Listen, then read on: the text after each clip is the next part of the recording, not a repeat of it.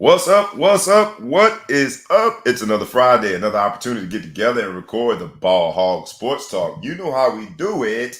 We get in the studio, we get in our zone, and we deliver the best of sports, business, and entertainment as we make sure that they collide. The whole crew is in the building today, so we're going to have us a phenomenal time. We went a little bit later, but it is Summer Friday. For all of you embarking on your summer, whether you're traveling the highways and byways, whether you're in front of your computer trying to figure out what to do, and as you count down the seconds to get out of your job today, we are thankful that you are joining us at the Ball Hog Sports Talk. We promise to do it the only way we know how, and that's rough, rugged, and raw. Today's episode is going by the title of Draft Party. It's going by the title of Draft Party because we all saw the NBA draft last night. There were a lot of prospects, a lot of NBA draftees that had themselves a draft party. Some parties were more fun than others because the results were as they had hoped, or even better. Some draft parties were really sad because the results weren't as they had expected. But regardless of whether or not it was a lively party or whether it was a disappointing pity party, the draft party is the center theme of today's show. You know how we do it. We never just stay at the surface. We're going to get deep with you. So with no further ado, boys and girls, dogs and frogs, cats and rats, pull up a seat. Get you one of them tall mugs of coffee. Dash whatever you want in it. But make sure you fasten your seatbelt because the Ball Hog Sports Talk is coming to you this morning in a summer fashion. We're going to do it the only way we know how. Rough, rugged, and raw. Let's go. Wake up, wake up, wake up, and stay woke. Because this is the Ball Hog Sports Talk with your boy, B. Brown, ESQ, a.k.a. the Ball Hog, a.k.a. the Mouth of the South. This is the place where sports, business, and entertainment collide. And we're going to give it to you rough, rugged, and raw. So come get you a spoonful, like some grits with butter and salt. You know how we do it in the South, y'all. Make sure you do not get caught in your feelings. Strap on your seatbelt and enjoy the ride. Come on, let's go.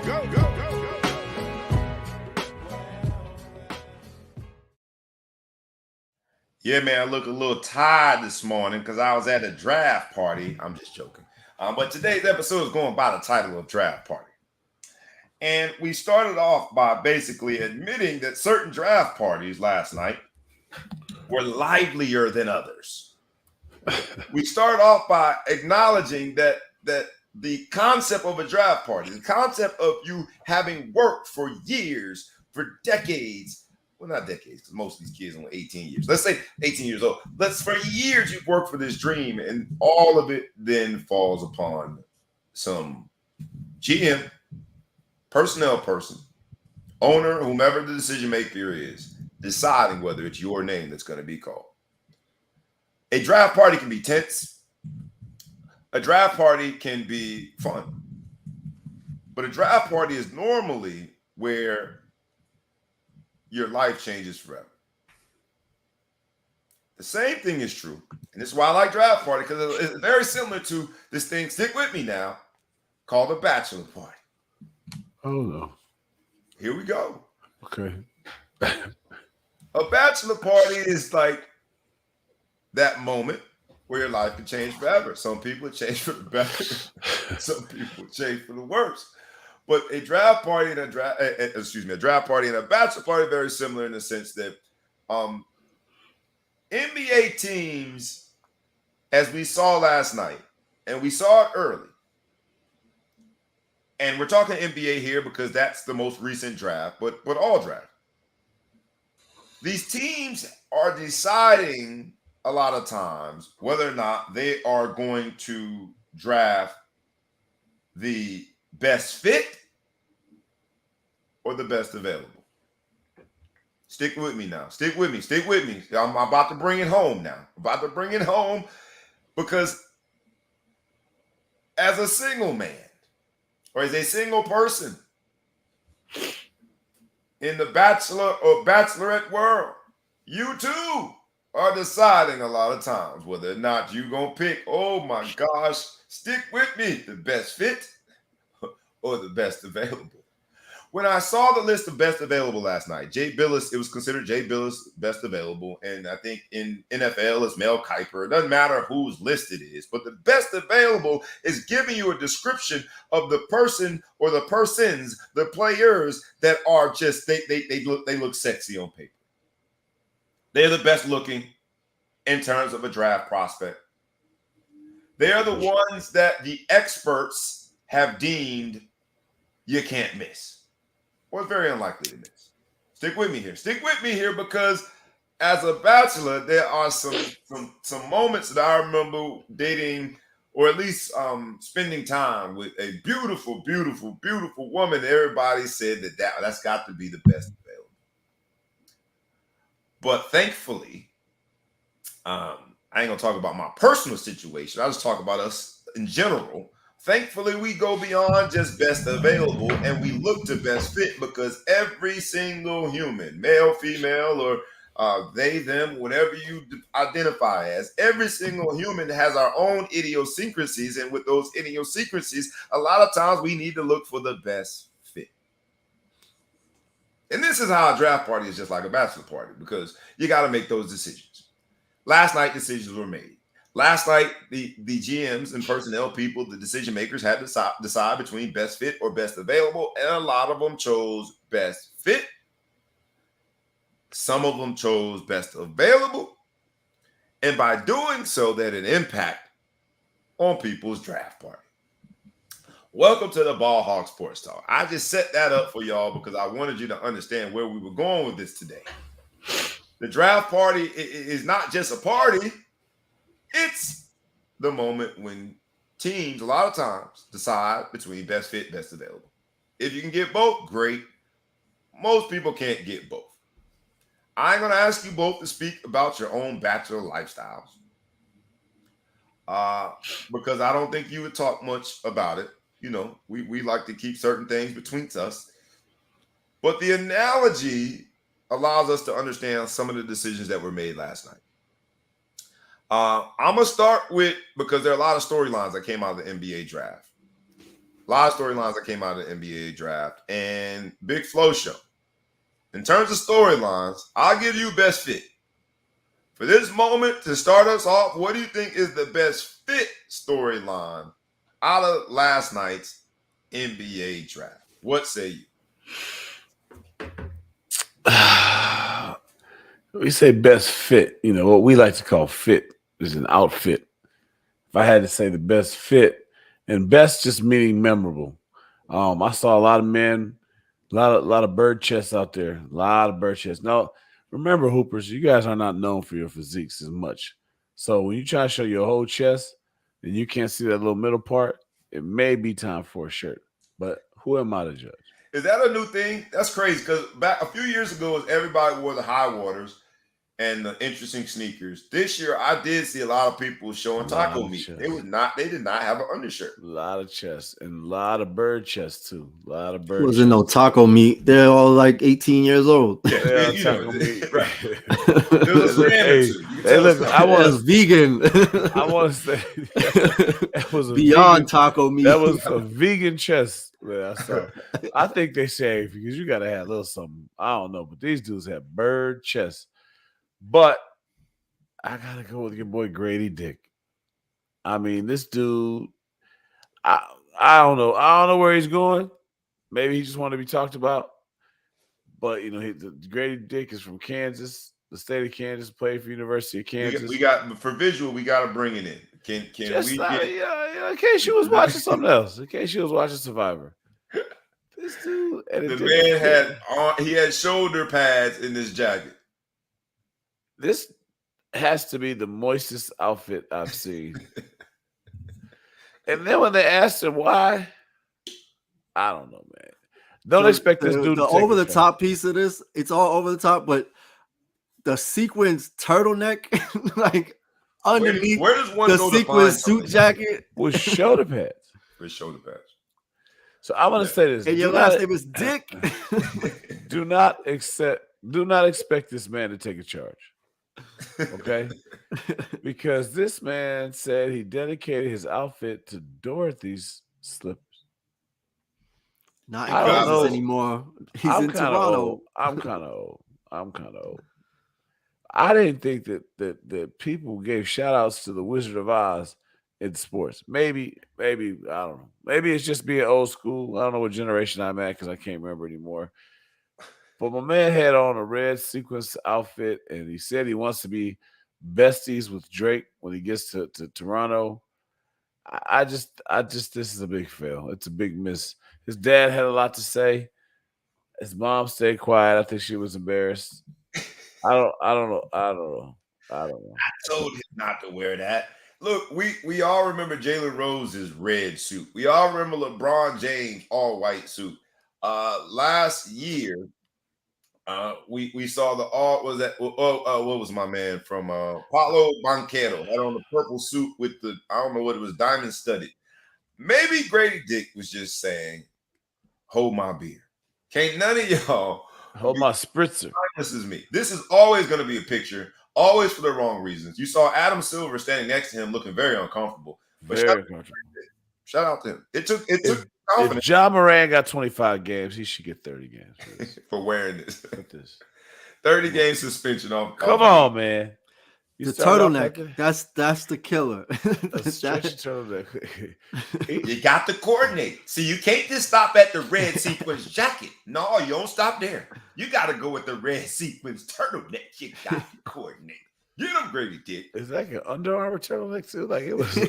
Yo, Like and the then he topped was it off. was He short. There's topped a it off with wicking, the chain. sweat wicking turtleneck. Yeah, then he wants to throw a chain on the top. He threw a chain on that had his own. I noticed that with a few draft picks last night. It had his own logo in there. It has a GD in there for Grady Dick.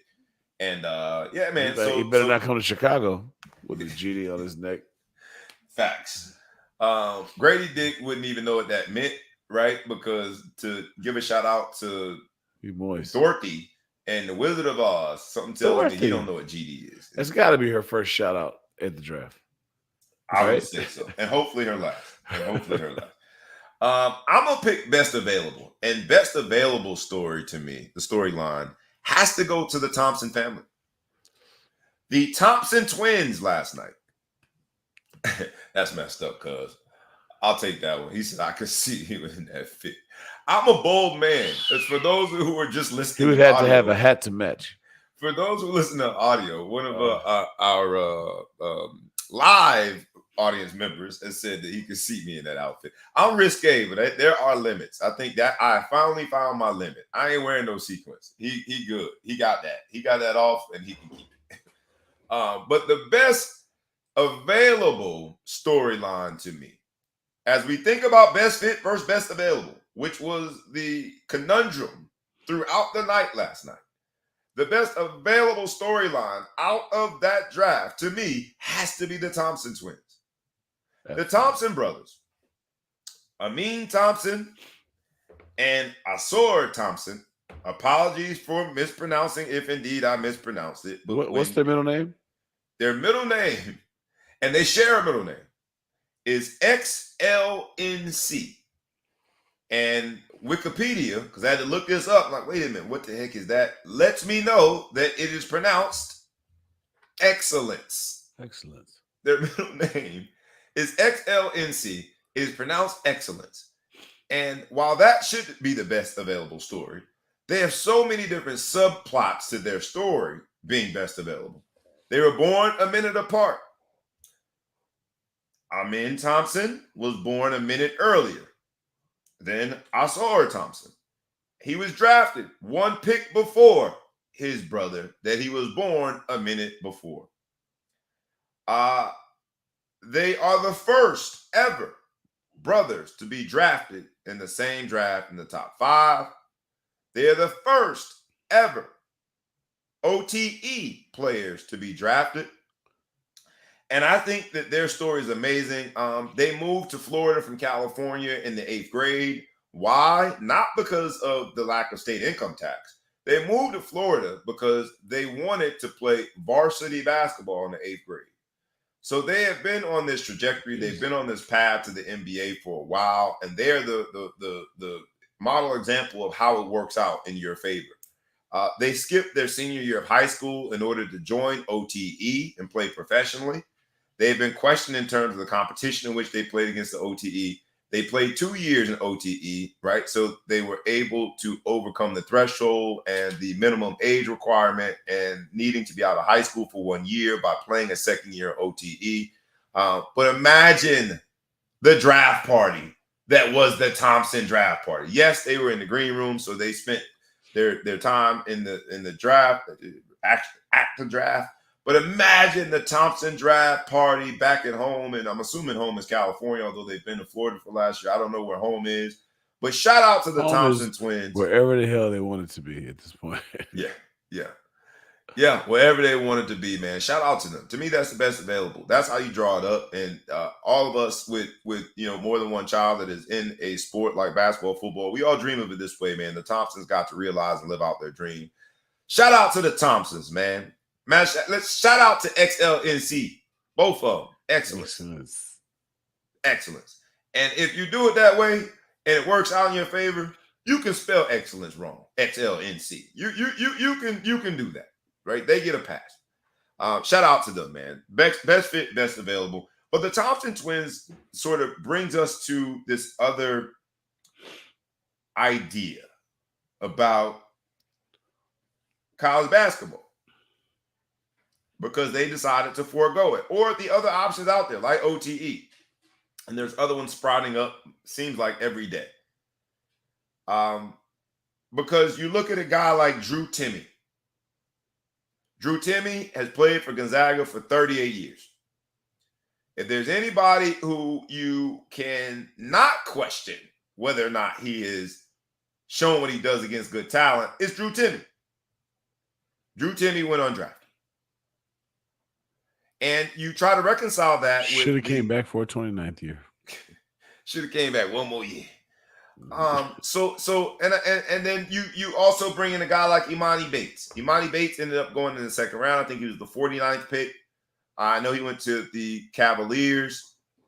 But Imani Bates at one point was considered the heir apparent to Kevin Durant.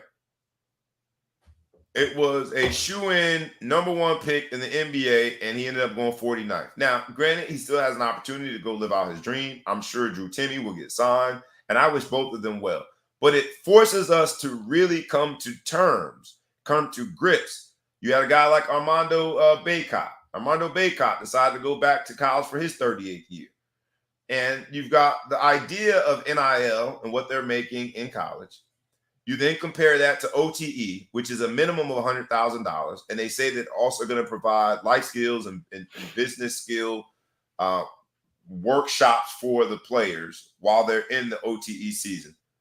But you now have these options. And so in this episode of Ball Hawk Sports Talk, when we're talking about the draft party, we're still also talking about best fit versus best available. And I don't know. I guess it is a case-by-case situation. But when I think of Drew Timme, when I think of Imani Bates, when I think of Armando Bacot, I think of whether or not there's a best fit versus best available conundrum that they've got to reconcile. And then you look at the Thompson Twins, and they took best available, and it worked out for them. What say you in no order? It's just an interesting time to be a draft prospect and to be a basketball player when there's a real evolution of what the process looks like. What say you guys?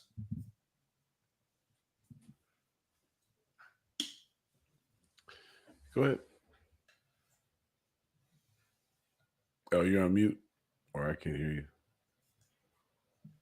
Yeah, I mean, I think it's interesting watching the draft in general and just seeing how there's all these different avenues now. There's not really like a traditional pipeline. I mean, you got a lot of kids coming from overseas. Obviously, you got Overtime Elite, you got G League Ignite coming straight through the development of the NBA, and then you obviously have the universities, which are also professionalized with NIL. So it's just really interesting. I don't know that the draft has as much glamour as it did. Like before, it was who's going to help build this franchise. Wembanyama may be the savior of the Spurs organization. It may retire a Spur, but I wouldn't be surprised if every other player in the draft doesn't retire with the team that they got drafted for, if not moved around 2 or 3 times. And then also the interesting part of it, I just with the way the players are empowered, like this is now getting to a situation, there's all this money involved. Like, is it the collective bargaining agreement going to set a situation where it removes the draft, where players now have the opportunity to truly choose what what organizations or what franchise they want to go to, instead of having their rights be acquired by whatever team? Because there's a story, I don't know how true it is, but the last pick of this draft, Chris Livingston for the Milwaukee Bucks, Rich Paul, Clutch Sports, is his agent. Supposedly Milwaukee committed to drafting him in the last pick, and so Rich Paul did the rounds and called all the other teams and told them don't bother picking him because he's going to the Bucks. So it'll be interesting to see if that pendulum swings, where players have a little bit more control than they had, generally across the board. We hear stories like this, obviously Eli Manning with the NFL, but the way that NBA has kind of evolved in terms of player empowerment, it'll be interesting to see if the draft keeps its format. And agent empowerment. Rich Paul can make that call versus if I'm that guy's agent, I don't have the cojones to make that call. You may not even have the phone numbers. Might not even have the phone number. Fair. Very fair. And if you do, they may not pick up the phone. They may not pick up. I'm busy. But I understand the risk inherent in making that call. Rich Paul, because you talked about player empowerment, but the player and the agent are so intertwined now, and there is this, I don't want to call it a monopoly, but there is there's a power base when it comes to agents, Rich Paul being at the top of the mountain when it comes to that. But there's a power structure such that the agent too can make that call. Yeah, but the agent industry isn't what's the player empowerment of the league is what has empowered these agents. Fair. Very fair. I mean, it's one and the same at this point. Rich Paul doesn't make any of these calls if LeBron James isn't doing, what he's done with his career and helped to, kind of open a lot of those doors. And obviously Rich Paul, great at his business, but without the talent, Rich Paul is not necessarily putting himself in a position to be able to make those calls. Yeah, and I know this isn't a Rich Paul segment, but it's just amazing because I saw he had at least one first rounder, but just to watch him in the midst of all of that and to know where he came from, and say what you want about LeBron, but anyway, shout out to that whole thing. But it's just crazy that he can also. I mean, how many of these teams picked up that phone and were like, Are you seriously talking to me right now about who I need to pick? Right. And they can't do anything about it. Like it's insane the level of influence and control that on the agent side that he wields, and the teams really can't do anything about it. It's a shame. You thought that they would have, the way that the draft went, that they would have picked a guy and just traded him, got something out of him. All right, you want him, I'll pick him with trade. You got to give me something else. Because it seems like, the first 6 picks in the second round are all traded. I know you texted me during the draft yesterday, or us during the draft, and mentioned it, and I didn't really pay attention to it, but it's amazing. My text was essentially something like, it feels like a waste of time watching this because no sooner than they call a person's name, they're traded. And, and I don't want to call it a waste of time, but it's sort of because you're watching someone realize their dream. You're watching guys at their draft party, right? To stick with the title of this show. So that's fun to watch, but it seems as though it has really little to no bearing on where the guy ends up next year or what team is going to be impacted by the draft. So it's kind of like, I'm happy to see a young man and a family realize their dream, but it seems disconnected from my interest in the league and to say, okay, yeah, all right, because they're putting the needs of the play, and again, it's best fit versus best available, but they're putting the needs of the teams in the captions. They'll draft somebody and trade them. It just seems as though there's a real disconnect from what we will then see next season. I don't know. Yeah, I mean, but that's just across the board, right? Like Kevin Durant has played for 4 teams in his career. Who knows how many more, right? LeBron has played for 3. Like just even the most franchise players move around. Like Steph will retire, will retire a Golden State Warrior. I can't think of another off the top of my head that's definitely going to retire, in the jersey that they wear or the hat that they wear on draft day. You got a point. You've got a point. Looks like Dame. Yeah. I mean, by choice. I mean, Trailblazers just completely ignored him and did what they wanted to do. Whatever, dude. Yeah. Appreciate you, Dame. But it which is weird because to your point, ETP, the power of the player is at an all-time high. Yet you got Dame out there in Portland that seems to have sort of his hands tied. So, and after we round this segment out, we can get to that because we're going to get to some of the trades. But it just seems weird that Dame Lillard, because he doesn't have any off the field or off the court issues. He has been described as a great teammate. He is considered to be a gym rat,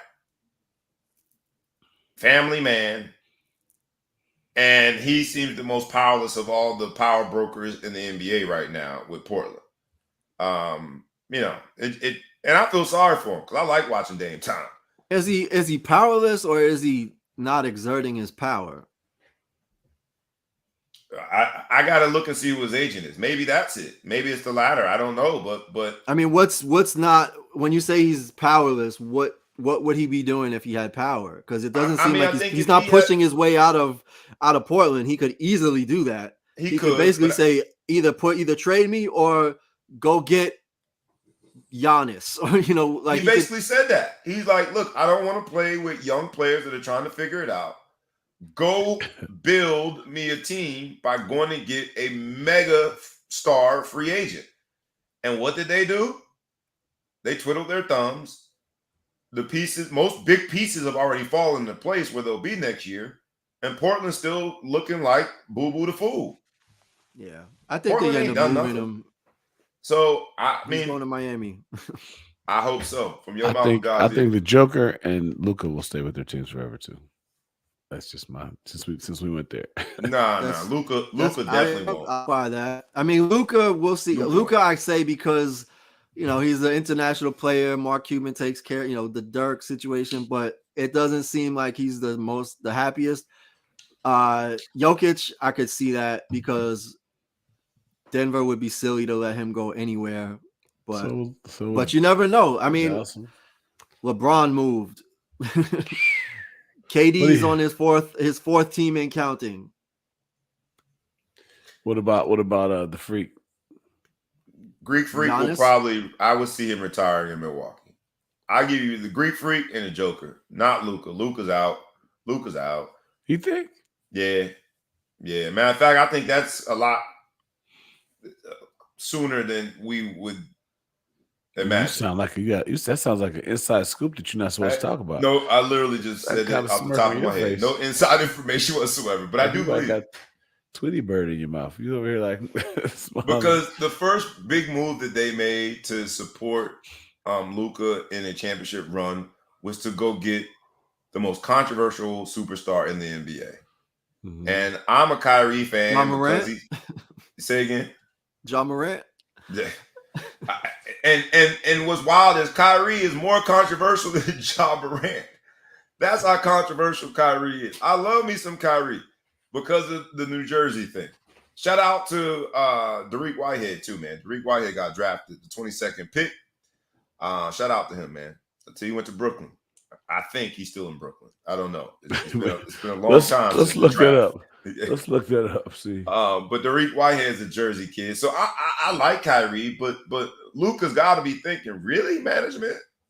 That's who you went to go get, and he's a wizard in terms of his ball handling skills, in terms of his facilitating and game management. Kyrie is all of that.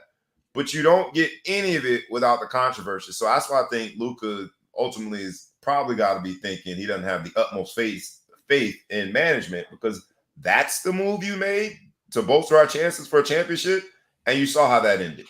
It didn't end very well at all. So this season, at least, I think Luka will be out. Let's get into some of the trades, though, because we're talking about it sort of in passing. Let's talk about it in specifics. On this episode of Draft Party, right? The draft is always in relation to it's the cousin to trade season, right? What people draft, how they trade the draft picks, a lot of times is a byproduct of the days leading up to and the days right after the draft that are trade season. Current NBA players that are moving around, that has become a cousin to the draft. And so let's start with the Bradley Beal to the Suns trade, because that trade did a few things. It was the domino effect. It was the starting domino of a few big trades. But it also put the Suns in a situation where they don't have control of draft picks until 2031. I'm going to go out on a limb and say Kevin Durant will be retired by 2031. I'm going to go out on a limb and say CP3 will probably be a head coach in the NBA by 2031. He might still be playing. He better not be playing 2031. CP3 right? real quick. So there was a lot invested in that trade. Bradley Beal paired with Devin Booker, paired with Kevin Durant. And for now, DeAndre Ayton is still there. Do we think that that's a championship combination of players? Should be, but it won't be. Why? Because KD gonna mess it up. You just hate KD. Like, can you give me a little bit more? Because KD has not been, he has not been, in terms of on-court stuff, he has not been the reason that any of his teams haven't won. They really should win. I mean, if you look at that roster, I mean, I guess you see what I don't understand the Golden State one. That's a different one. This is a different few minutes from now conversation. On paper, their firepower is great, but with this new salary cap, and I don't know if E or either of you guys understand it better, but they're saying it's really hard to hit more than 3 stars on the team right now because of the salary cap. So I think that super luxury tax. Well, there's a super luxury tax. It's hard to do if you don't want to pay the tax, but clearly the new owner is not really worried about those numbers. So I would say that if they could sign who's left, I think it's ridiculous of a trade, you know. But to your point, ETP, it's also hard to play with KD though. We're gonna get to that. But to your point, ETP, the new owner is willing to pay the super luxury tax. But anyone willing to pay the super luxury tax, like, these guys are billionaires. They're not paying for anything without an expectation. So if you're willing to incur the astronomical figure that is the super luxury tax, you do so with the expectation that they're going to win within year 1 or 2. Yes. And so that's the question. Can this group of superstars win within year 1 or year 2?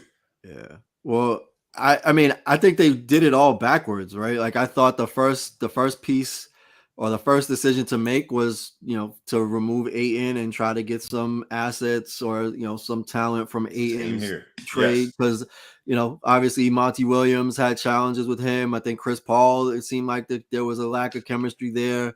So I thought Ayton was going to get shipped and then they were going to bring in somebody else to support that. It's crazy because this team was put together 2 months before the playoffs started. Chris Paul gets hurt and they blow up the entire team as if it was a complete bust.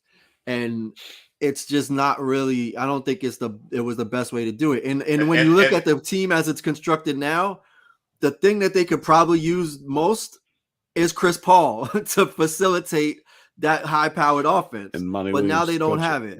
So they're gonna have Devin Booker, who scores 83 points a game, play the point guard position and have to defer to KD, and then we'll see what Bradley Beal can do. It's just, and you fired, former coach of the year, and now you got Frank Vogel, who's a defensive-minded coach. and 0 defensive-minded players or defense-first players. DeAndre Ayton, but he's just not big enough to really play. Well, he's not going to be there because they need at least 2 bench players. They have nobody left. So I thought you said it in terms of timing wise. So I agree with you. I thought DeAndre Ayton would be the first piece that they moved, and that would give them the currency to do what they really needed to do in free agency. So now it feels as though if I'm a team taking calls about DeAndre Ayton, I feel like from a leverage standpoint, I got you by the cojones. I know you got to move DeAndre Ayton. And it seems as though they have, by doing it in reverse order, they've undermined their own leverage. Right? Like if I'm taking a call from Phoenix now, and I know you're trying to move DeAndre Ayton, I'm basically laughing at you whenever you mention a piece that I'm counting on. Like, come on, man. Yeah, but that's assuming that nobody else wants to take him. It's not like he has no market value. That works if he's hurt or if he's got some craziness going, but he's going to be an asset wherever he goes. You think so? I think the thing he's got that's hurting him is the film. He got owned by every big man in the West. He's supposed to be a defensive specialist and a rebounder. He's supposed to be a blue-collar guy to go out there and do whatever you need him to do.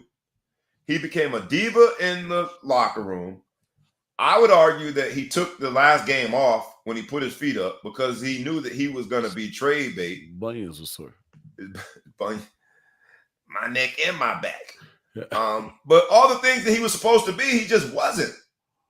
So I that's just me. I mean, maybe you're right. Maybe I'm because the same thing with certain guys. I think the undersized. Listen, man, Kyrie Irving has been traded, and he's the most controversial player in the NBA. I'm sure DeAndre Ayton will be fine as a former number 1 pick and a big man in a league that doesn't have many big men.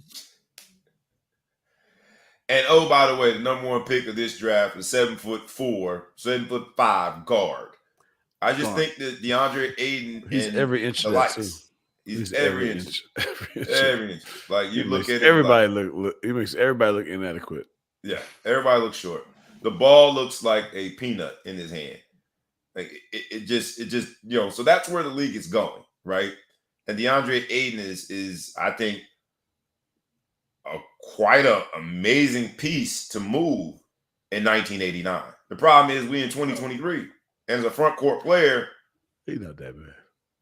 He's not that bad, but it's just the game I think has moved on from what DeAndre Ayton can provide it.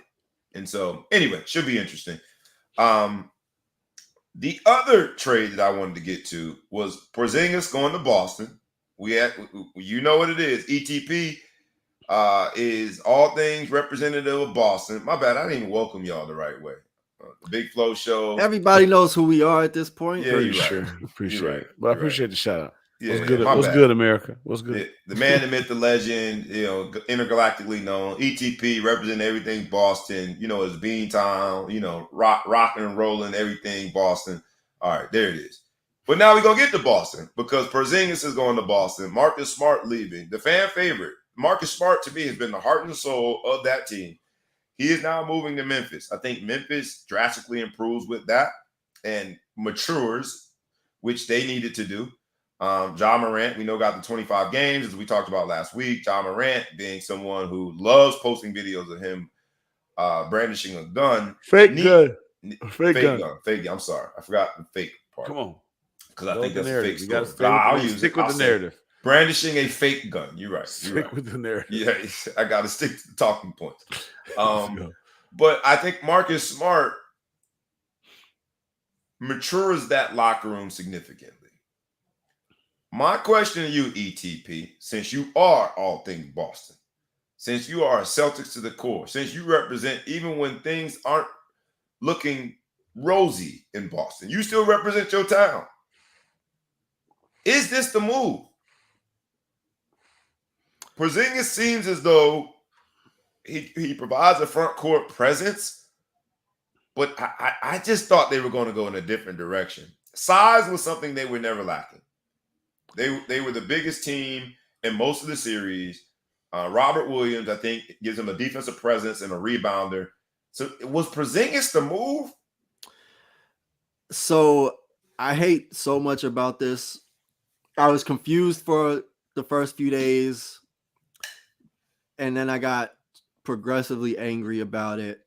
And the reason is, one, Marcus Smart. I mean, there's just some players. I'm old school. Like, I want to see guys that are committed to the team, stay with the team. Like we just talked about, nobody's going to retire, but with the team they were drafted by. But Marcus Smart was core to the team, core to the culture, dyed his hair green, and is under contract for 3 more years, under $20 million, which is like couch cushion money in today's NBA. And former defensive player. Look under your cushions for $320 million. See if y'all got a little something. Hey, do you think he had to dye his hair a different color? I mean, like, nah, it'll be blue. Nah, so it's funny. I read a story about that. A lot of people taking offense. He didn't dye his hair green for the Celtics. He dyed his hair green because his mom, before she died, said, "I'd like to see what your hair would look like dyed green." He never did it. She died, so he does that to a tribute. So the question is going to be, does he keep it green? No, his mom's dead. I know I didn't mean to ruin the mood, but I read it today. Everyone. All right, well then that just makes all the more sense why it's poetic that he's with the Celtics, and for him to go anywhere else where their colors are not green makes no sense. It's in his DNA. Memphis is blue and yellow. That's if you combine them. I was taught back in elementary school that blue and yellow mean green.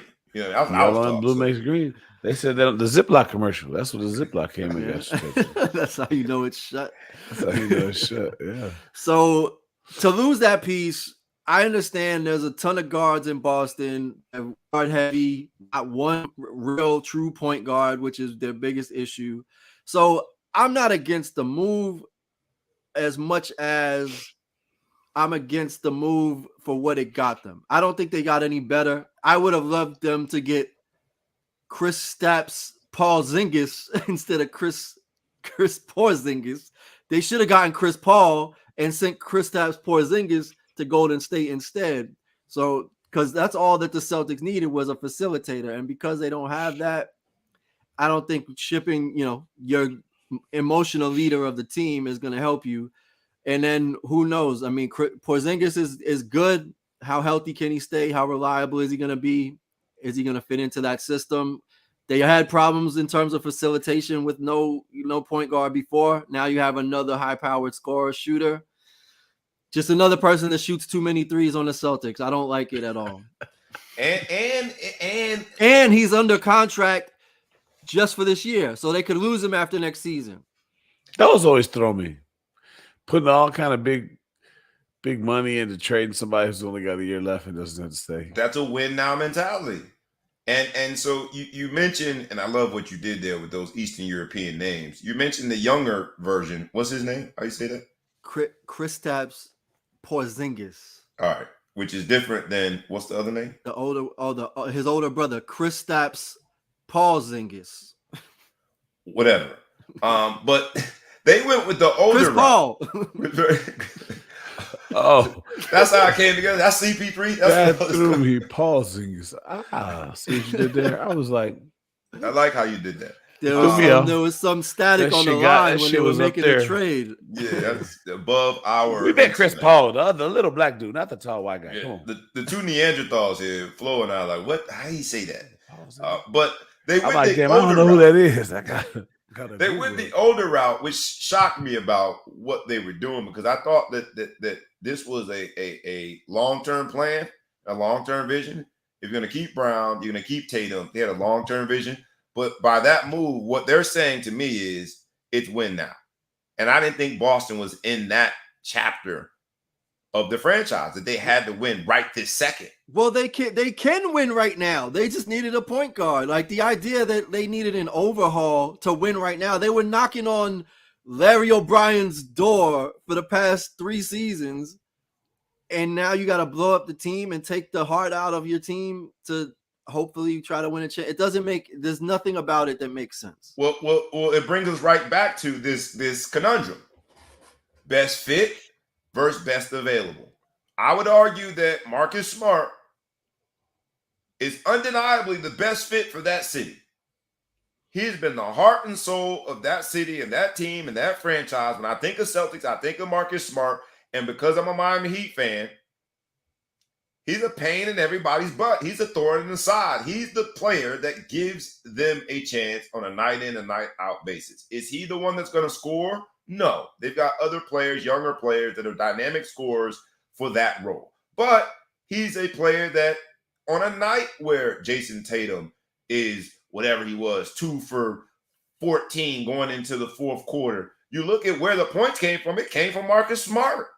I thought he was best fit. I think that the management decided to go best available. And I guess they think, which one did they get? Paul, I'm not as adept with all of the zinguses as you are. Whatever one they got, they went with best available in their mind. So we shall see. Yeah, but Chris Paul was available. That's the thing. From the same team. Why would you do it? I just like think win Chris now. Paul, like that's the thing. Put Isn't trade Chris for Paul Chris Paul. pers- Put him in bubble wrap for until April, Get him a masseuse or something. and then bring him out when it's playoff time. And now you have too big of a personality. I think I can see where they would want to stay away from CP3 with two very large personalities that have been, whether large it's true or not, where and Jaylen in Brown and Boston? Jason Tatum. They both have big personalities. I mean, where Tatum? neither one of them are like vocal leader. Marcus Not Smart is vocal, the big. mouthpiece of that team. There's no Fair. leadership. When I say big personalities, I don't mean in terms of being vocal. I mean big personalities in terms of they both seem to have their own diva-dom.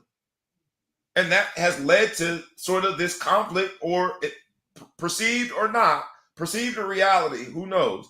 But it has been rumored that there are some frustrations and tensions between those two because of their personalities. And I think if you throw another big personality in there, like a CP3, it could lead to, that could be the gasoline to make this fire combustible. Maybe, but there's also no, I mean, they're 26, 25, 26 years old. Like, there's no veteran leadership. What is it? Al Horford, who's older than the coach. Marcus Smart, that was the veteran leader. That's what I'm saying. Yeah. But All then right. also, if you don't replace, I mean, and then you replace him with someone that's not a leader in that way. Well, he probably leads in a different language. You know, if they can figure out the language barrier, they get over the language barrier, they're gonna be all good. I as a Miami Heat fan, I don't think this helps Boston Celtics, which I'm cheering for, because I want Boston to be not as good as they were last year. But at the same time, some of these moves, when we think of best fit versus best available, are interesting when it comes to these trades. The other one that we have to get to is CP3 to the Warriors, because that one left me scratching my head. You take a young Jordan Poole, who I think did all of the dirty work, including taking a right-hand hook to the jaw. He did all the dirty work. Say again. And let it ride. Let it ride. Let it ride. No criminal charges. I mean, what better case, no civil case, what better case could you have than the evidence? Exhibit A, Your Honor. Let's pop in this video. As you can see, I'm standing here minding my business. This man hit me with an overhand right. So all I need is 10% or whatever he's making. He could have done some really maniacal things with that tape in hand. I think he did a lot of the dirty work. Yes, he struggled throughout these playoffs. Yes, it's been reported that he's a headache. But you take a young Jordan Poole, send him to Washington, you get a CP3 that, as you've already alluded to in your hypothetical with him going to Boston, putting him in bubble wrap, an injury-prone CP3 that Hall of Fame, first ballot Hall of Famer, absolutely. But you don't get any value from that next season. On an already aging team, do we like this move? I don't get it. Was that the difference? I mean, they're a team of point guards. If you think about the fact that everybody dishes and everyone swings it out to the open man and shoot the three, I don't really see why they need to slow Chris Paul, old man that is not playoff ready, to come in there and do that. I don't understand. Don't go that far. You say he's not playoff ready. He just get injured in the playoff. Don't do. That's what I meant. That's what I mean. Like, wow. You know, the teams like this are only thinking about winning the playoffs, and you got a guy who's never available in the playoffs.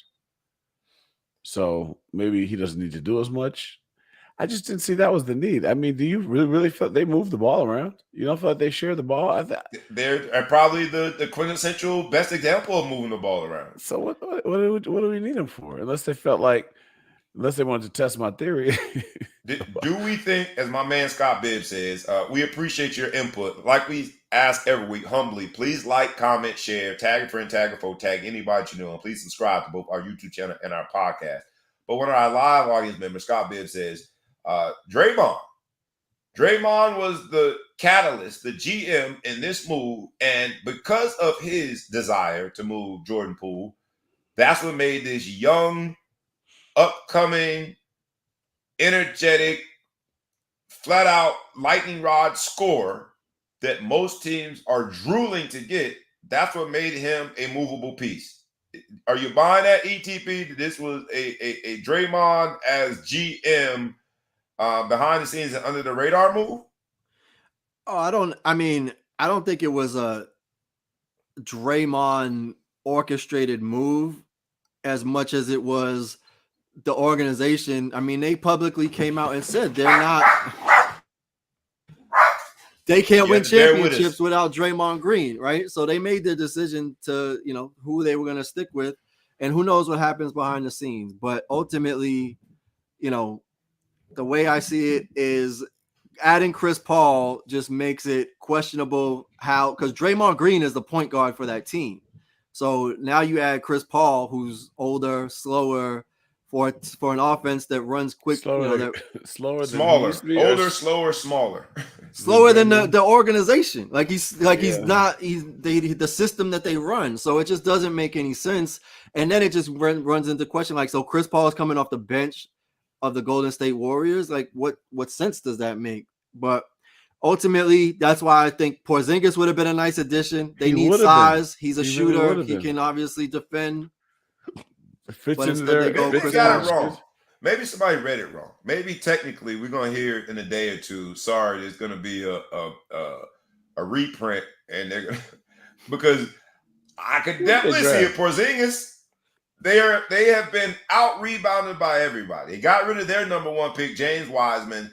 They have been out rebounded by everybody, and y'all know how I don't like their center, but he is a blue collar guy that has done more than you would imagine with his skill set. Looney being the person I'm talking about there, but they're undersized. Get off Looney.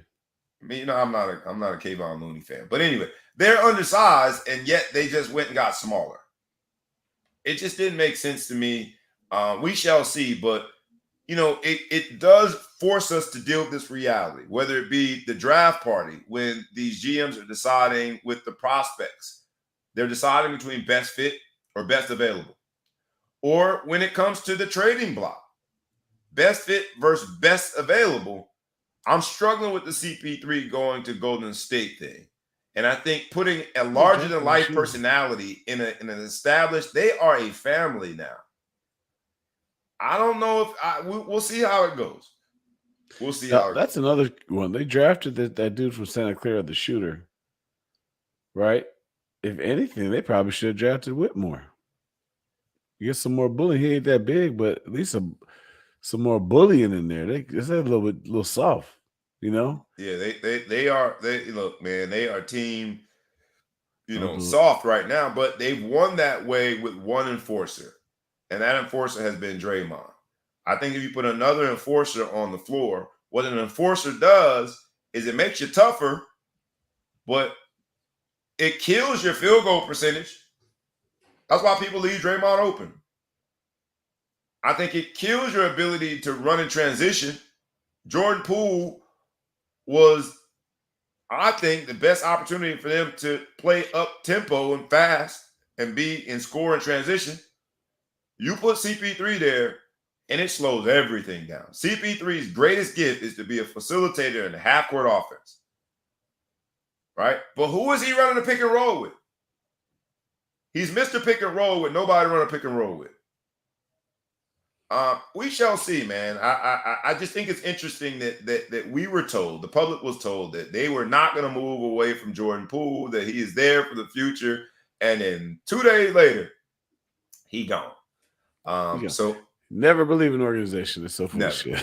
Yeah, they lie to us all the time. Worth talking about before we get out of here, man, because we talk about best fit versus best available. The number 2 pick, it was debatable whether or not it was going to be a guy who has gotten himself, he's been on the periphery, Brandon Miller, of an incident, let's call it. Someone was killed. There was a shooting in his car, allegedly dealing with his gun, right? But indeed, he was a number 2 pick. He was chosen over Scoot Henderson. The idea of best available versus best fit was at the forefront as early as the number 2 pick. On the same week, during the same week that John Morant was suspended for 25 games for brandishing a fake gun. I gotta make sure I say it. So I don't want people to think I'm dumb. So I'm gonna say it, a fake gun. The same week, the number 2 pick is a part of, at a minimum, a very controversial and undeniable criminal situation. And so the NBA also has an issue, and ESPN did its best to talk about it without talking about it. But the elephant in the room, as we saw throughout the NCAA March Madness run, as we saw throughout the season with Alabama, as we saw throughout the different pieces of coverage as it relates to Brandon Miller, the elephant in the room is a man in the middle of this situation was drafted as the number 2 pick. During the same week, someone was suspended 25 games for what is absolutely legal. No one died. And if you believe that it was a fake gun, right, seems to be quite the night and day treatment within the exact same league. Let's talk about it quickly before we get out of here, man. I don't know if you guys, and look, Brandon Miller has not been charged with anything. Brandon Miller was allegedly not on the scene. Brandon Miller was not the one who pulled the trigger. So I don't want to make him so culpable that we say he shouldn't be drafted. But the reality is to invest the number 2 pick. And he was only behind what has been described as the best prospect since LeBron James. And some have described him as the best prospect ever in Victor Wembanyama. And I might mess up his name too. V-Dub. Let's call him Volkswagen. That's the only person that surpassed his draft spot during the same week that John Morant was suspended for 25 games. What is the NBA going to do here? Because this conundrum, I think, really forces us to deal with best fit versus best available, but also where are we at in the NBA? And I don't want to call it an image issue. I think there's something that is more substantive. It's more than just surface image. This is more substantive. They've got to come to terms with who they want to be as a league. I'll start with you on this one, Big Flow Show. And again, Brandon Miller was not charged with anything. So I don't want to make him guilty of anything. But at a minimum, he is very guilty of bad judgment.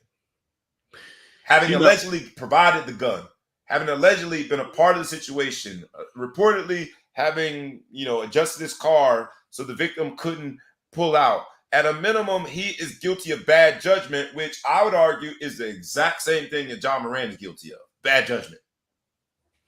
True. I think in this thing, we can speculate forever and everything sounds bad. I hope he didn't do it. I hope he's innocent. I hope it is what I hope it is what it appears the NBA believes. I just watched a story the other day on Real Sports, and it was about this punter was playing for Buffalo from San Diego State. I don't know if you heard the story. Yeah. This dude evidently was doing like 90-yard punts, but he got accused of a gang rape He's got cut from the league. He just He's got not cut. working. Yep. He got cut, not working. Come to find out, after they did their investigation, he wasn't even there at the time that she claimed she was raped, right? So now they're saying that he's involved. My point is, there's a young man out here who's not working, whose reputation's ruined, who's always going to be in bad light because of the allegations of somebody. I mean, a lot of people hear gun and they get worked up. A lot of these states, it's legal to have a gun. So get over your political kind of feelings about whether an 18-year-old having a gun makes him trouble. At the end of the day, if he didn't get charged for having the gun, or even if he did, we can't say whether or not he knew this guy was going to do anything, or he's claiming he didn't know the guy even wanted to borrow the gun, just wanted to borrow the car. All these things that we're saying are all headlines and stories. None of us have really read the report and did whatever. So the NBA is a multi-billion-dollar institution, and they're going to vet and they're going to find things out that are hot. He played the whole NCAA season. Afterwards, I don't know if he lost any games, but he played at the end of the season at least. He got. I think he was suspended for a few games, but then they let him come back. And I feel like the NBA was kind of like, well, if Alabama didn't do anything, if the NCAA let him play in March Madness, we good. But now I wouldn't trust Alabama's investigation if it was me. That's just me. But that being said, I don't know. I would hate to see this guy not get drafted and then all this thing go bad, and then we find out in 6 months. They can always come back and cut him, right? But find out in 6 months he had nothing to do with it. But here's my thing. And you said as soon as you hear the word gun, everybody gets up in arms. If somebody yelled out from downstairs in your house right now, he's got a gun, you're going to get up in arms. You're going to run out of there. And a gun, like by just the definition, and yes, Second Amendment applies. Yes, as long as you're complying with the laws of that state, you have a right to have a gun. That's different than posting a video as a megastar with you brandishing a gun. That's different. I agree. That's a bad situation to do it, especially when you just came off of a bad situation with the image. I'm sorry, fake gun. I'm bad. Fake gun, but it's still, why would you post a fake gun? Because that's, conduct detrimental to the organization, whatever they call that, would say you did some dumb shit. That's kind of that, whatever that clause is. That's translation. What's the translation? What's the translation of the clause? You did some dumb shit. Yeah, I like that. The legalese and then the translation. Legalese, it's the spirit of the law. But I would say that if this kid didn't do anything, they vetted it, they did whatever. Just like the witch hunt they have with this guy, the defensive tackle from Georgia. They're trying to pin these deaths on him as if he's the deal. Now Alabama's coming out. They're saying there's all these speeding tickets, as if this proves that this guy made this employee kill these people because she was drunk driving. I am pro no witch hunt. I am pro not canceling kids and canceling people out for things that we don't know the truth about because of the headline. So I hope he didn't do it. I hope he didn't get away with doing something stupid. But at this point, we have to go with the people who actually investigated it, and it may seem like he ain't do it. Look, so, good luck, Brandon. When people started questioning why you would pick Brandon Miller over Scoot Henderson, the expert said because Brandon Miller was the best available. 6'9", could shoot the three. Not only is he a marksman from behind the arc, he can get to where he wants to get on the floor, better defender because of the length, because of his 6'9" frame. And it's just interesting to me that it happens during the same week that all of these comments were made about him being the best available. In the same week that John Morant was suspended 25 games for what he says was a fake gun. ETP. Yeah, I think that's at the end of the day, like, I'm all for, if there's if there's no violation of anything, there shouldn't necessarily be a punishment, or don't ruin somebody's future for a past mistake or whatever it comes down to. I don't know. I was not there. I can't speak to. Allegedly, you weren't there. I cannot factually. I was not there. So I don't know the ins and outs of the situation, even if we're looking at reports. Obviously, that could be inaccurate as well. But I do just find it interesting because the Hornets, so this was essentially Michael Jordan's last executive decision, and it was his decision solely to draft Brandon Miller. So for that to be the last decision, I just find it interesting given that there could be some potential issue. I mean, maybe they vetted it fully, but the timing just is very challenging, I guess, from a PR standpoint, because they're suspending players for tarnishing the image of the NBA, not even breaking the law, right? And if he didn't break the law, you're taking a risk on somebody who doesn't already have a Nike deal, who isn't already the face of your league, and he didn't even fall a couple. He basically was drafted first because the first pick was that was cement like 3 years ago, right? So he was basically picked first. He didn't slide. Like Warren Sapp, one of the greatest defensive linemen in the history of the NFL. He slid because of some, cocaine charges or whatever things that happened. Randy Moss, just because of off the field trouble. And then you have Charlotte Hornets, who had Miles Bridges. Not saying I don't know if he did anything. I just know that there's off-court distractions and legal issues. It was conduct detrimental to the league. What's the translation, Big Flo Show? You did some dumb shit. Yeah, Miles Bridges. Not Miles Bridges. Yeah, Miles Bridges. Yeah, go ahead. So I just, and I don't know who's responsible, accountable to any of that. I just find it interesting that the team that dealt with essentially losing a strong piece of their young core due to some legal issues, at the same time that there's not even a legal issue with Ja Morant, but just an NBA image issue, that there's no real backlash and no limitation on, no reservation around making this decision. And that's cool. I just find it inconsistent and it's weird. Yeah. I got to give you that. And the interesting part is when Miles Bridges got into his issues, PJ Washington basically got bumped up and got the opportunity to show what he could do and was in line to get paid. But when you think of a draft party on that night, when someone is drafted, there are ramifications for everybody. And now they've drafted another guy that's a small forward / 2 guard that's 6'9". And now PJ Washington's bag might be messed up because they didn't go with Scoot Henderson, which is a 6'2" guard, right? It's just, when we talk about draft party and we think of what happens on that night, it's just interesting how many people are impacted by the decision. And when you think of the decision of best available versus best fit, sometimes the best available decision, right?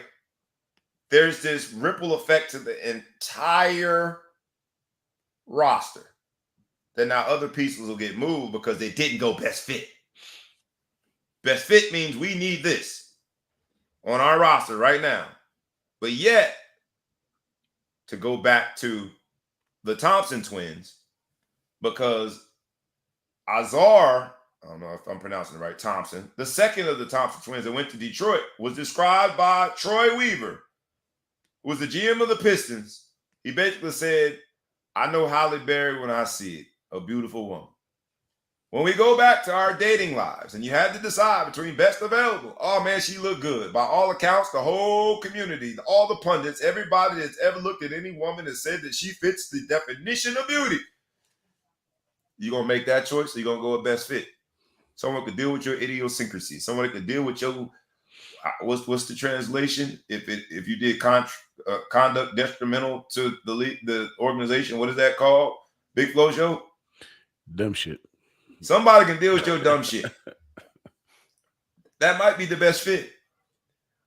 But ultimately, the decisions are made, and we'll see how those decisions pan out, how it impacts the team. Should be fun, man. We shall see. Wanted to go home with this one, man. Last topic, this lightning round, because you got to decide best fit versus best available, other issues too, right? The WNBA is at the forefront of sports right now. And for us, we like that. Well, at least me. I like it. I think the rest of our crew likes it.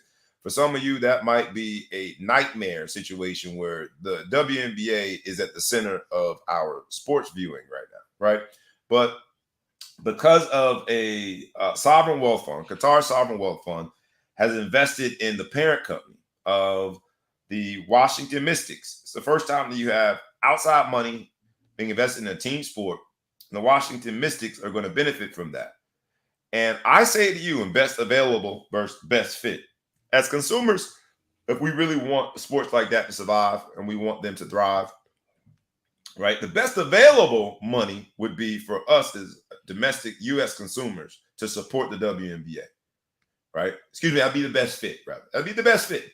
But the truth of the matter is that the WNBA, when it comes to the Washington Mystics, is an opportunity to get money from the Qatar Sovereign Wealth Fund. They had to go with the best available. While that might be controversial, because Qatar as a country and from a socio-political standpoint, some of the decisions that they have made and where the money comes from might be controversial. You got to go with the best available when you are a fledgling league that is trying to find, and in this case, it's one of the teams in the league, but they had to go with the best available money. I won't force you guys to comment one way or another because I know there's political implications to that, but interesting to see the Qatar Sovereign Wealth Fund investing in the parent company, but that means that the Washington Mystics will benefit from that. So shout out to the Mystics. Hopefully it's good money. They can make it stretch, and the WNBA as a whole will benefit from what could be another resource of support.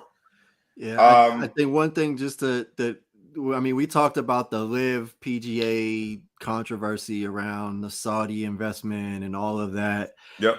And then we just came up. So the World Cup was in Qatar this past year, and a ton of controversy around that. Yes. I mean, down to the literal human rights issues. When they were building the stadiums, they had the workers run a marathon to set a world record. They were running barefoot in 100-degree heat on top of all of the other controversy around it. So it's just like we were talking about before. It's all the money flows in different directions. And so there's not a lot of, people up in arms about this, but, it raises questions about what's righteous and what's not, and where your investment's coming from. But people are pretty selective about what's a problem and what's not. And as a league or any of these sports franchises, right? You're faced with that conundrum in terms of resources, best fit versus best available amidst the controversy.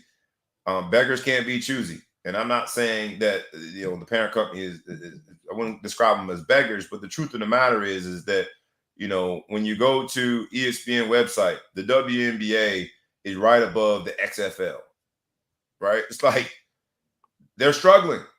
Yeah, but that's not what they're investing in. Like, they're also investing in the NBA, which is also one of the most lucrative. The Charlotte Hornets, one of the worst organizations in the league, lowest valued, are selling for $3 billion. So it's not just the WNBA, but it's not. But the WNBA, when it comes to the Mystics, will be questioned as to whether or not receiving money from a Qatar sovereign wealth fund aligns with what, as a country, we at least pretend or portray ourselves to be from a human rights standpoint. You need to put more emphasis on pretend. Here's the bottom line. When you are losing millions of dollars every year from your inception, quantity trumps quality when it comes to money, right? Yes. If somebody's going to put some money in and they best available versus best fit, the best thing going is somebody who's going to put some money in here and do something different.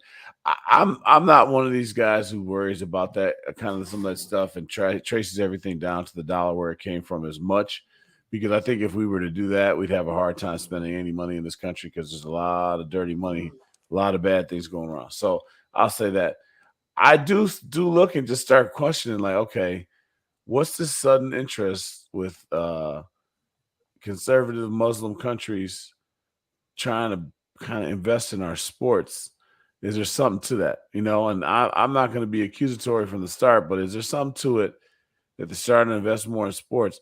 Now, again, I've come out here to say Again, quantity over quality. I would like for them to start a football league and start putting some of that ridiculous money in about 3 years when my son's eligibility is nearing the end. And if somewhere he can go make some sort of ungodly check while they start some fledgling country, a league, that's fine with me. But it's interesting to me because, I mean, in Qatar a couple years ago, they couldn't even go to the movies. Right. And now you got American sports, which can be some of the most flamboyant and outspoken aspects of America.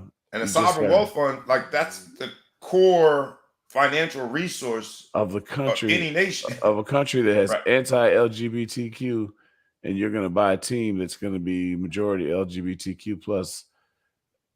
You just wonder what's the end game? Are they trying to take over our sports, and then they're going to start saying, "All right, well, we got your golden goose, and now we're going to start putting some changes around and start." I don't know. I don't want to be too accusatory, and nobody likes to hit a gift horse in the mouth. It just doesn't make sense. There have been the conspiracy theorists out there think it's more of a media rights play, and if you control media, right? The same thing when it came to sort of China and our TikTok social media control. So that's what conspiracy theorists allege is the what's provoking certain regions of the world to invest in things like sports properties. But we shall see. Let's go home with the ball hawk spotlight moment. You know what it is. I throw the ball to you. You got the floor. The spotlight is yours. You pick anything from sports, business, and entertainment to take us home with. I'm going to pass the ball to ETP first today. It's going to be a no-look pass in the spirit of CP3 and his old ass still getting moved around like he's going to be. I'm sorry. I digress. But the ball goes to you, ETP. Ball hawk spotlight moment. Take us home. What you got from sports, business, and entertainment, my guy? So the ball is summer's favorite pastime. It's baseball. And the reigning second place robbed MVP of the American League, Shohei Ohtani, greatest baseball player we might have ever seen and may ever see, is currently leading his team in all pitching and hitting categories except for saves, because he's a starting pitcher and not a closer. So ultimately, he's leading his team in every position. Hopefully, they'll make the playoffs. He was just voted into to start at DH for the All-Star game. Got so many votes that he's automatically bypassing the second phase of voting. So he's starting at DH, and I'm sure he's going to pitch a couple innings as well. Would you say, how would we compare, like to say that he's leading his team in all categories? Because I had to start doing some research, just how crazy and far-fetched this was. What could we compare that to? Could we say like that's a quarterback that also leads his team in receiving yards? Like what other thing? There's nothing else to compare that to. It's that far-fetched.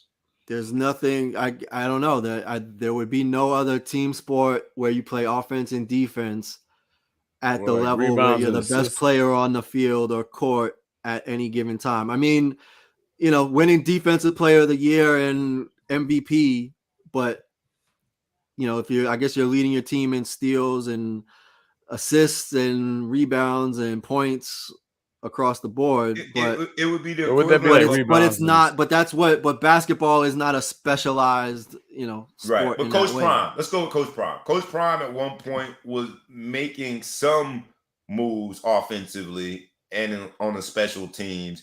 He's the only player in NBA and NFL history that has scored in all these different phases of the game. Maybe that, but Coach Prime, when he was just Prime, before he wore coach, was never like a dominant offensive player.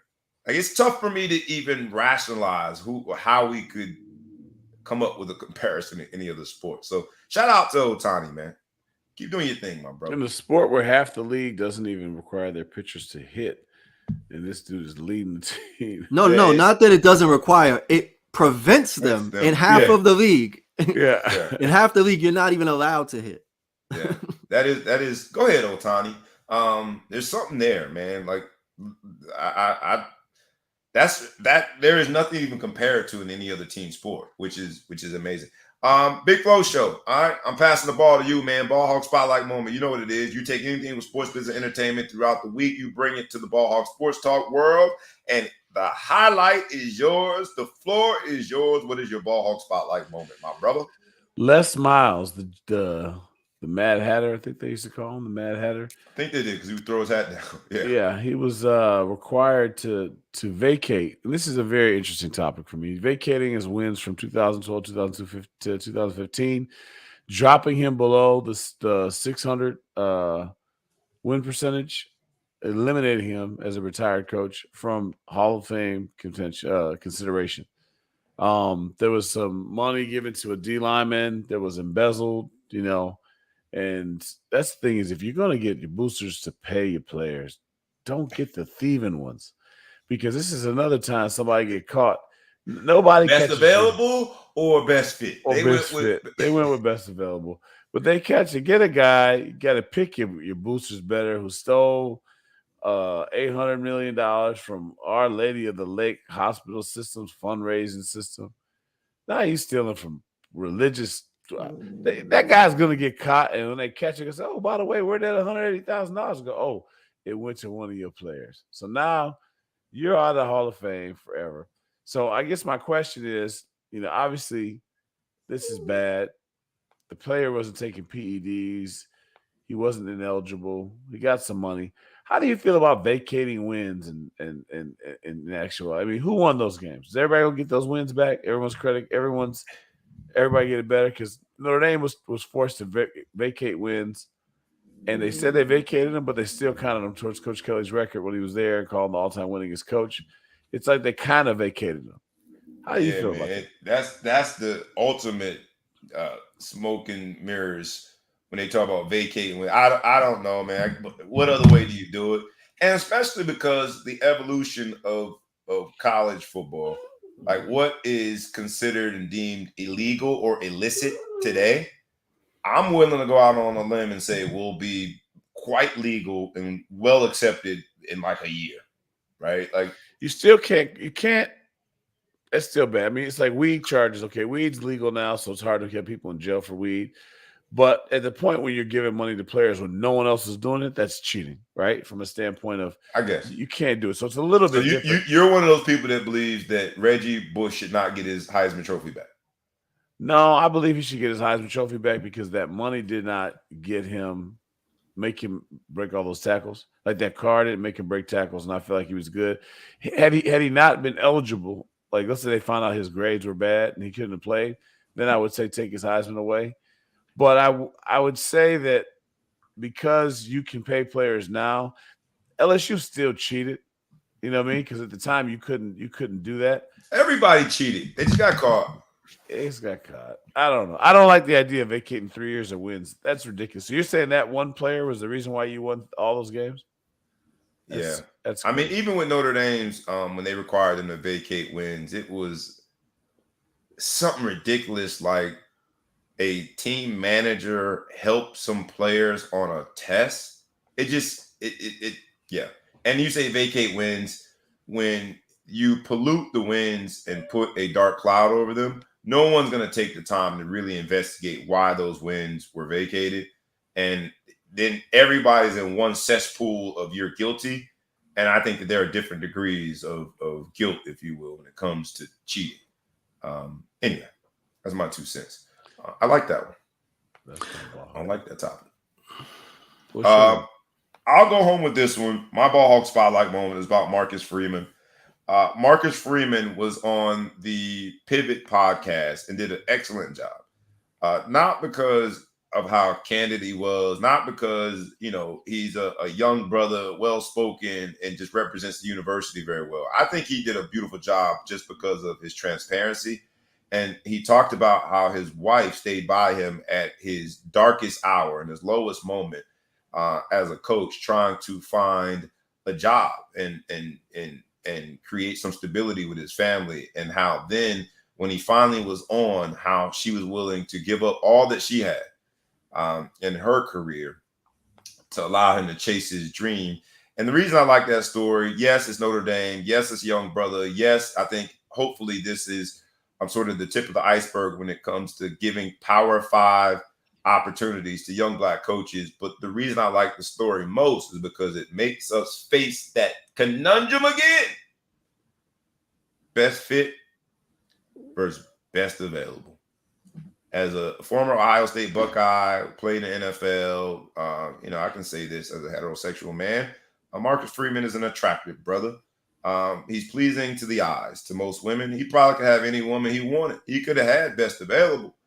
But because he went with best fit, the woman that now how you gonna just say like his woman wasn't also the best available? And I said you could do both, but I'm gonna go with best fit because of how he described her.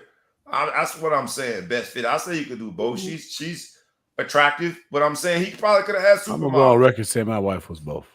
You know what? Mine is too. Both. How about that? All right, Yeah. cool. But now that we're past that, what I'm saying is that best available means that from an aesthetic standpoint, the pundits might say that there's a prettier woman out there. And if you are saying Marcus Freeman's wife is pretty, but go ahead. She's pretty. But I'm going to say that he probably could have went with a supermodel, which at least society has said is prettier. And instead he went with best fit, and best fit is the reason why she was a part of that journey. And it seems like almost a co-captain to how his ascension to the head coaching job at Notre Dame and being considered one of the best college football coaches in the country right now. What he's doing in recruiting is because he went with best fit. See how I brought that full circle? Mm-hmm. The draft party episode. You see how ETP stayed the hell out of this? He stayed silent on that one. You see how ETP started reading that newspaper? Where's that newspaper I got delivered last year? This is above my pay grade right now. I thought this was a sports show. This is a show. You guys are having some very deep philosophical discussions, and I did not want to reduce the intellect by adding any opinions. Like, all right, I'm over here. Y'all don't see me. I ain't mad at that. I like that. I know when to go ahead and just chill. Look, man, this has been a great episode. It's been the draft party episode. We talked about the conundrum of best fit versus best available when it comes to the NBA teams. As we saw last night, we talked about it when it comes to allocating resources and getting support. We talked about it from a relationship standpoint and whatever your decision-making process might be. We hope that at the end, your draft party is one of jubilee and of elation and of good times. A lot of people's lives changed last night. A lot of families saw their dreams come to reality as the process of dealing with these young athletes. The process continued and they got to sort of the climax of that process. But remember, young draftees, this is not the end. This is the commencement. This is the beginning. And so make sure that you continue to work hard, continue to be a gym rat. And as the steward of young people, as a coach, I saw my assistant head coach, my man D Jones, was on here, and he said, "Go Dark Knights." Yes, the New Jersey Dark Knights. To watch young people's dreams come to reality last night gives me even more hope, more belief, and more energy to continue pouring into our future. And hopefully one day they'll have their dreams realized too. And they better give a shout out to Coach Jones and Coach Bobby. That's right. Just give me my shout out. I don't need no tickets. I don't need no money. I just need my shout out. But it is a beautiful thing to watch a journey and watch the entire process. So shout out. This is the draft party episode of the Ball Hawk Sports Talk, where sports, business, and entertainment collide. We had the Big Flow Show coming to you from the Middle Coast. We had ETP coming to you from the East Coast by way of also East Coast, Boston. I am your boy, B. Brown ESQ, a.k.a. the Ball Hawk, a.k.a. the Mouth of the South, a.k.a. Mr. Excessive Celebration, a.k.a. Breezy. This has been the draft party episode of the Ball Hawk Sports Talk. Please like, comment, share, tag a friend, tag a foe, tag anybody that you know, and make sure that you subscribe to both the YouTube channel and the podcast. With that, get back to your summer Friday, y'all. Enjoy the rest of your summer. Enjoy your weekend. Be blessed. And catch us next week again at the Ball Hawk Sports Talk. And with that, we is out. Peace.